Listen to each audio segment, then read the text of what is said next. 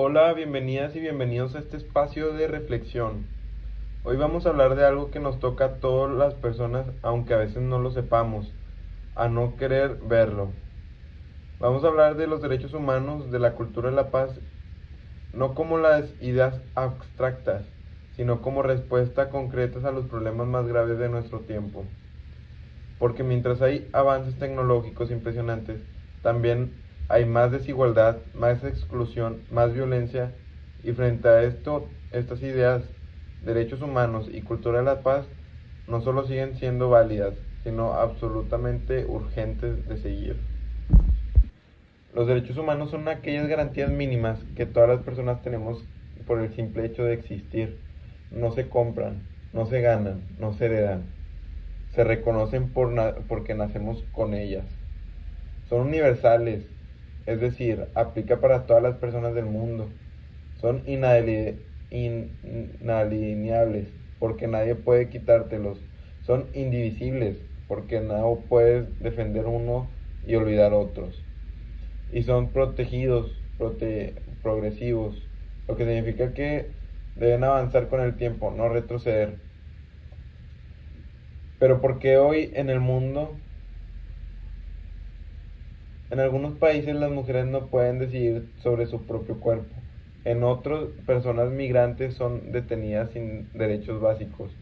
En otros lugares, los pueblos indígenas siguen siendo desplazados de sus tierras. En las redes sociales se normaliza el discurso de odio como si fuera libertad de expresión. Todos estos ejemplos excepcionales son señales de que algo profundo está fallando, y por eso necesitamos volver a hablar de derechos humanos. Pero no solo en libros, sino en calles, en escuelas y en casas. Los principios fundamentales. Los derechos humanos se sostienen sobre cuatro principales fundamentos. Universalidad. No importa si eres rico o pobre, mujer o hombre, joven, adulto o mayor, tus derechos son los mismos. Interdependientes. Si te niegan el derecho a la educación, también te limitan tu derecho a trabajar, a expresarte o a vivir dignamente. Indivisibilidad. No hay derecho más importante que otro. No se puede defender el derecho a votar y olvidar el derecho al agua o a la vivienda. Progresividad. Los estados deben tener más o menos. No pueden recortar derechos alegados crisis económicas sin antes garantizar lo básico. Cuando un gobierno reduce el presupuesto de la salud pública, esta violación viola ese principio. Cuando se censura los periodistas, se está debilitando la democracia. Y cuando una persona sufre de violencia por su identidad de género, estamos ignorando el derecho más básico, vivir sin miedo. La educación de los derechos humanos. Aquí entra un elemento clave, la educación de estos derechos. Porque no basta con los derechos que estén escritos en la Constitución o en tratados internacionales. Necesitamos que las personas los conozcan, los comprendan y los exijan. En muchas escuelas y universidades, los derechos humanos todavía se ven como algo secundario, disculpen. Incluso en algunas carreras como derecho, muchas veces se enseña como un anexo, no como un eje central. Pero formar abogados o una maestra o un médico sin conciencia profunda de los derechos humanos es formar profesiones a medias, por lo técnico sin lo ético. Puede convertirse en una herramienta de opresión. Necesitamos una educación que fomente ciudadanos críticos, sensibles y comprendidos. Una educación que no solo enseña a memorizar leyes, sino a defender la dignidad de todas las personas. Todo por igual. ¿Qué es la cultura de la paz? Ahora hablaremos de otro concepto profundamente conectado con la cultura de la paz. La paz no es solo una ausencia de guerra, es mucho más. Es la capacidad de resolver conflictos sin violencia. Es el respeto mutuo, la socialización, la justicia social, la equidad, la participación, es enseñar a los niños y niñas que el diálogo vale más que el grito. Es cuestión es cuestión de estructuras que normalizan el machismo, el racismo y de la desigualdad.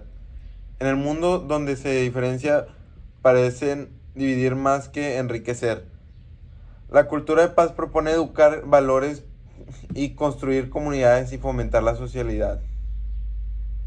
Por ejemplo, en Colombia muchas veces las escuelas rurales están enseñando resolución pacífica de conflictos.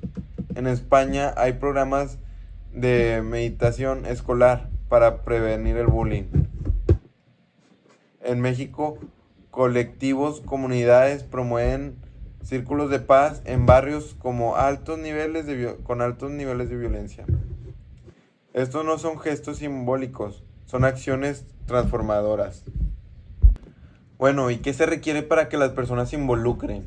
Esta es la gran pregunta. ¿Qué se necesita para que la comunidad se involucre más en la promoción y protección de los derechos humanos y la paz? Primero, informar accesible y claramente.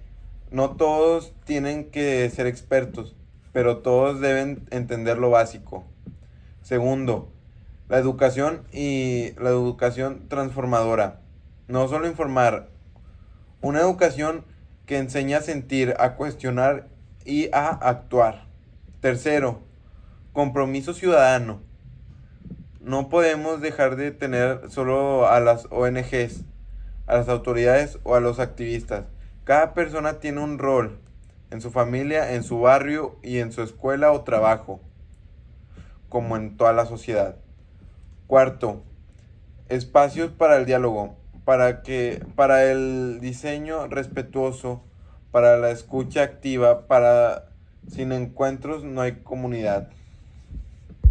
Gracias por tomarse el tiempo de escuchar, que esta reflexión no quede en las palabras, que se convierta en preguntas, en acciones, en disuasiones cotidianas. Porque al final del día los derechos no se agradecen, se ejercen. Y la paz no se espera, se construye. Entre todos, desde hoy hasta la próxima. Yo creo que esto puede cambiar el mundo.